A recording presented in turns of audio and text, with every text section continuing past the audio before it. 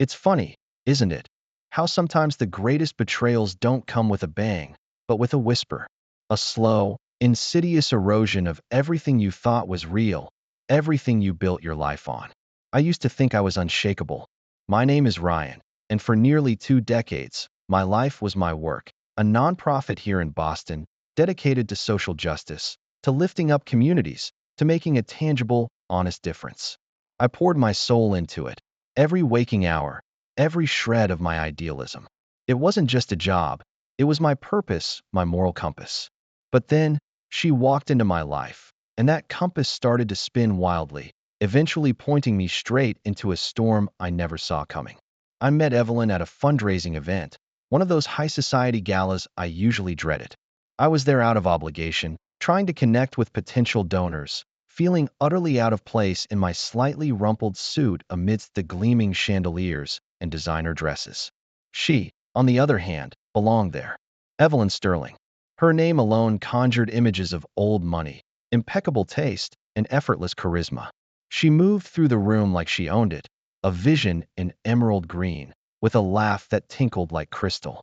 We started talking, and she seemed genuinely captivated by the stories of our work, the struggles of the communities we served. Or, at least, I thought she did. She spoke with passion about impact, about scaling up, about the power of influence. I was drawn to her brilliance, her confidence, her ability to command a room. She was everything I wasn't: polished, connected, seemingly fearless. I, a man who spent his days in dusty community centers, felt an unexpected thrill in her attention. Maybe, I thought, she could help us reach a new level. Maybe her connections could genuinely amplify our voice. Looking back, that was my first mistake, confusing potential for principle. The early days of our relationship were intoxicating. She swept me off my feet, introducing me to a world I only glimpsed from afar. Dinners at exclusive restaurants, weekends in Martha's Vineyard, conversations about art and politics and global issues. She made me feel sophisticated, seen, desired in a way I hadn't experienced before. She'd visit the office, charming everyone, asking intelligent questions, seemingly immersing herself in our mission. But even then, there were tiny fissures, almost imperceptible at first. She'd observe our small-scale projects, the hands-on work with local families, and gently, oh so gently, she'd say things like, "Ryan, darling, this is wonderful, truly, but is it really scalable? Think of the impact you could have if you aimed bigger." Or, after a successful grassroots campaign, she'd muse aloud, "It's a lovely effort, but for real change, don't you need to be at the table with the titans? Isn't this just, well, a drop in the ocean?" At first, I brushed it off. I'd explain the importance of deep, community-led change, the danger of superficial interventions. She'd nod, smile, and change the subject, only to circle back a week later with a similar sentiment, couched in new, equally charming language.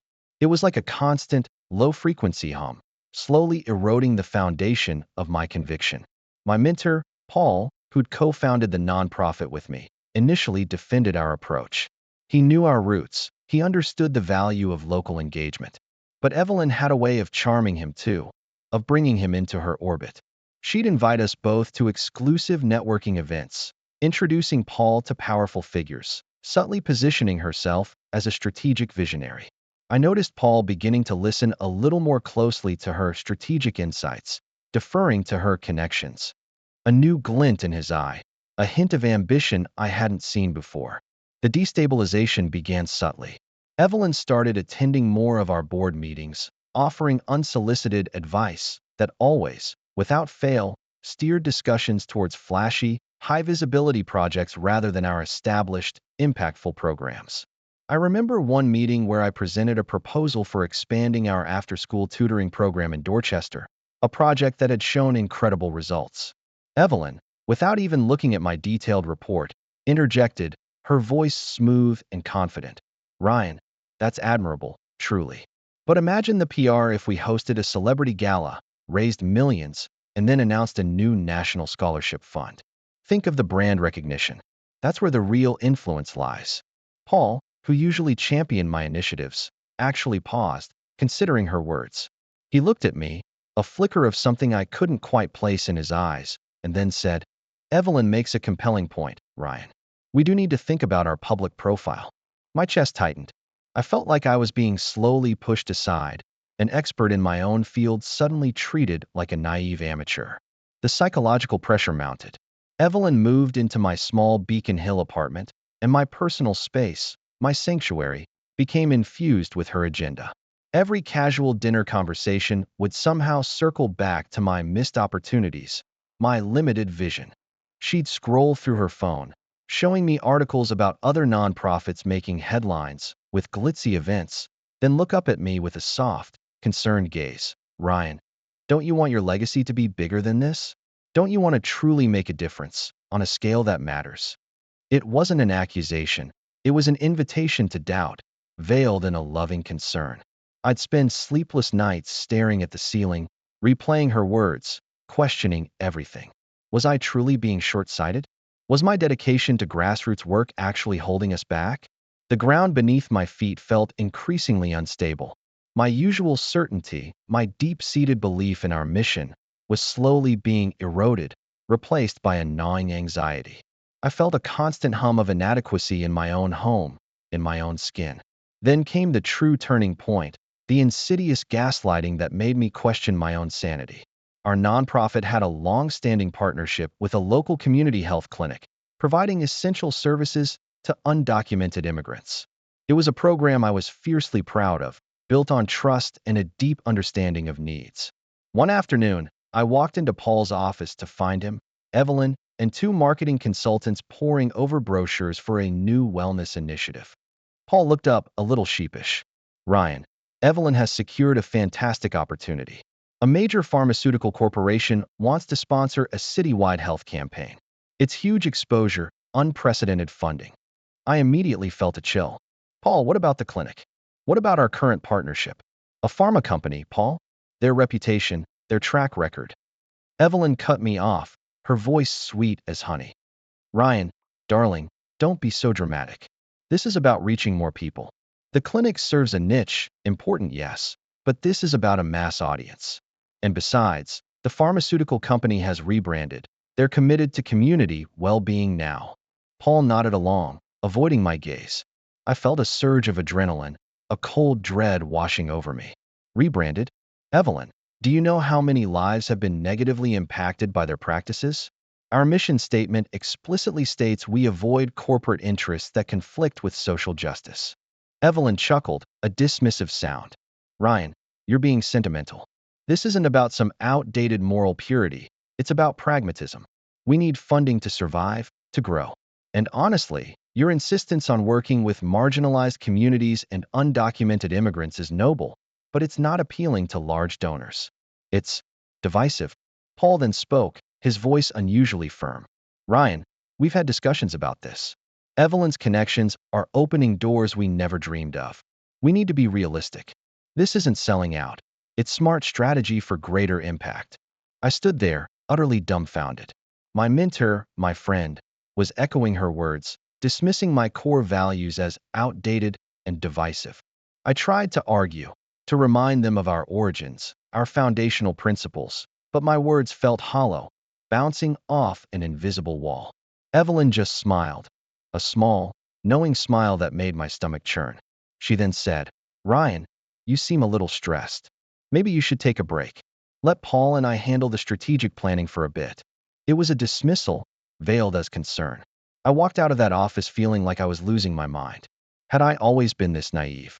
Was my entire worldview fundamentally flawed, as they so casually implied? The betrayal stung, not just from Evelyn, but from Paul, from the very organization I helped build.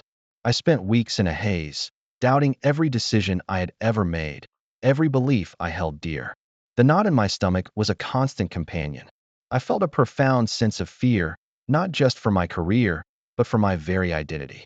The breaking point arrived, as these things inevitably do, in a blaze of flashing lights and forced smiles.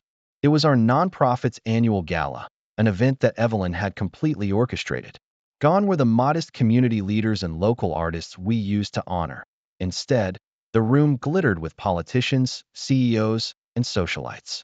Evelyn, stunning in a sapphire gown, moved through the crowd like a queen, her arm frequently linked with Paul's.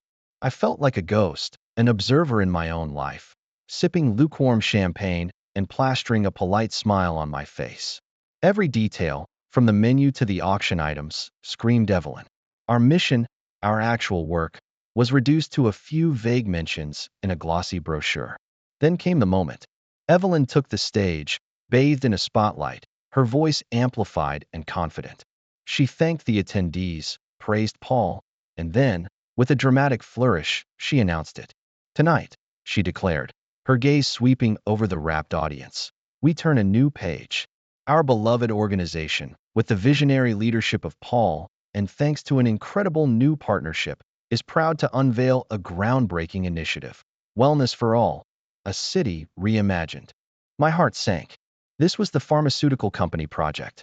She continued, this initiative, made possible by the generous support of Omnicorp Pharmaceuticals, will rebrand our core programs, focusing on holistic health solutions for a vibrant, modern Boston. Omnicorp. The name echoed in the cavernous hall. A company notorious for price gouging, for predatory marketing, for putting profit over people. My blood ran cold. This wasn't just rebranding. This was a complete moral capitulation. This was a betrayal of everything we stood for, everything I had fought for. I felt a visceral surge of nausea, a burning outrage that cut through the haze of doubt. I had to speak. I had to object. As Evelyn concluded her speech to thunderous applause, I pushed my way towards the stage, my hand clammy, my voice catching in my throat. Evelyn, wait. I managed to call out, my voice barely audible above the din. She paused, her smile faltering for a fraction of a second, then quickly regaining its composure. She looked at me as if I were a particularly annoying fly. Paul stepped forward, a forced smile on his face. Ryan, now isn't really the time. But I couldn't stop. Evelyn, Paul, we can't do this. Omnicorp's values fundamentally contradict ours. This is not rebranding. This is abandoning our mission, our integrity. A hush fell over a small section of the crowd near the stage. Evelyn, ever the master manipulator, turned to the audience, a look of mild exasperation on her face, then back to me, her voice dripping with condescension. Ryan, darling, you're always so passionate, but sometimes a little unrealistic. We've discussed this.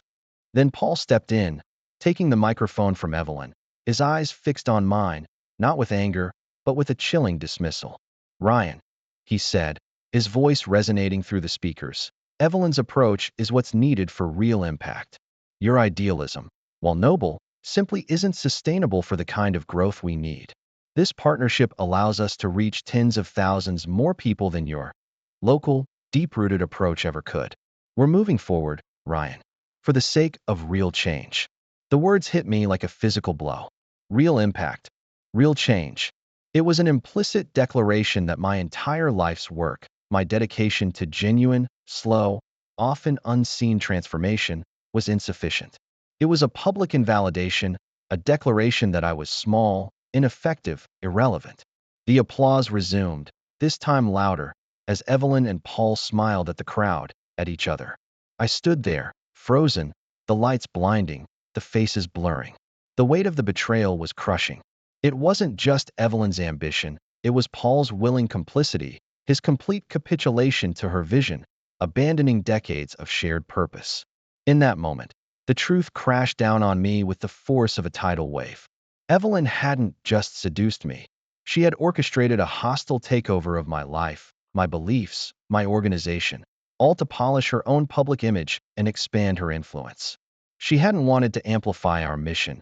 She had wanted to repurpose it, to rebrand me, to make me a useful prop in her grand design. And Paul, in his hunger for a wider stage, had allowed it. The air felt thick, impossible to breathe. I turned and walked out of that gala, out of that building, and in my heart, I knew I was walking out of that life, too. The days that followed were a blur of profound disillusionment. I spent most of them in a stupor, alternating between anger, grief, and a chilling emptiness. My apartment, once a home shared with Evelyn, now felt like a mausoleum of broken dreams. Her things were still there, a silk scarf draped over a chair, a stack of fashion magazines on the coffee table, each item a painful reminder of the carefully constructed facade.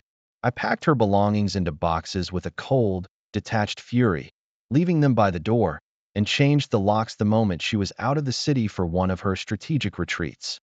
There was no dramatic confrontation. There was just the quiet, devastating act of severing ties. I couldn't even bring myself to tell her directly. I sent a short, curt email. I knew it was cowardly, but I simply had no fight left for her. Resigning from the nonprofit I had co-founded was one of the hardest things I've ever done. Paul pleaded, "Ryan, don't be rash. We need you. You just need to adjust your perspective." But there was no adjusting my perspective to align with a moral compromise. I couldn't be part of something that had so shamelessly abandoned its principles for corporate sponsorship. The letter of resignation felt heavy in my hand, but as I signed it, a strange sense of clarity, cold and sharp, cut through the fog. I was losing everything, but I was reclaiming myself. For months, I drifted. I walked the streets of Boston, a stranger in my own city. The vibrant energy I once loved now seemed to mock my hollow core. I felt like a man stripped bare, without a purpose, without an identity. The grief for the loss of my organization, for the betrayal by Paul, for the sheer audacity of Evelyn's manipulation was immense. There were nights I just stared at the wall, feeling utterly lost, wondering who I was without that mission, without that sense of unwavering purpose. I felt fear, profound and suffocating. What now? How do you rebuild when your foundation has been ripped out from under you? But slowly, painstakingly, the healing began. It started with small things. Long runs along the Charles River, the rhythm of my feet against the pavement a dull comfort. Rediscovering old books, losing myself in stories of resilience and resistance. I started volunteering at a local soup kitchen, not for impact or scaling up, but simply to serve, to connect with people one-on-one, to feel the warmth of genuine human interaction again. And through these simple acts, the embers of my old self began to glow. I remembered why I started in the first place. Not for galas or headlines, but for the quiet dignity of a community fighting for itself, for the shared belief that every single person matters. It was during these volunteering stints, listening to the stories of families facing eviction, of individuals struggling with systemic injustices, that a new idea, a true awakening, began to form. These communities didn't need another rebranded, corporate-sponsored wellness initiative. They needed advocates. They needed voices. They needed direct, unflinching support, free from the dictates of wealthy donors or political agendas. I realized my passion wasn't dead. It had just been suffocated by the very system I had tried to navigate. So, slowly at first, then with a growing surge of renewed energy, I started building again. Not a large, complex organization, but a small, agile grassroots advocacy group. I called it Common Ground Advocates. No fancy board members, no corporate sponsors. Just a handful of dedicated individuals, working directly with marginalized communities, empowering them to fight for their rights, to organize, to demand justice. We focused on local housing issues, voter registration, access to legal aid, the gritty, often unglamorous work that truly changed lives. The difference was palpable. The work was hard, often frustrating, but it was real. I felt the profound sense of purpose returning, richer and more resilient than before. There were no flashing lights, no polished speeches, no society galas. Just quiet meetings in community centers, the rustle of papers, the determined faces of people fighting for their homes, their futures. And in those moments, I found a deep, abiding peace. I was no longer chasing impact as defined by Evelyn or Paul. I was simply doing what was right, guided by an integrity that had nearly been extinguished. Sometimes I see mentions of my old nonprofit in the news, another celebrity endorsement, another glitzy event. Paul is always there, smiling beside Evelyn, looking more polished, more powerful. I don't feel anger anymore, just a quiet sense of detachment, like observing a play I once starred in but no longer belonged to. Evelyn, she achieved what she wanted. A bigger stage, more influence, a polished public image. But at what cost? I often wonder if she ever feels the emptiness of her impact, the hollowness behind the headlines. I doubt it. She's probably too busy chasing the next grand project. My life now is simpler, harder in many ways, but infinitely more fulfilling. I rediscovered the genuine, profound joy of making a difference, one person, one community at a time. The scars from that betrayal are still there, a reminder of how easily one can lose oneself when one compromises their core values. But they are also a testament to resilience, to the strength found in walking away from what is false and forging a new path rooted in truth. I lost an organization, a mentor, and a partner, but I found myself again. And that, I've learned, is the greatest liberation of all. The fall was painful, but it led me to rise, stronger, clearer, and irrevocably my own.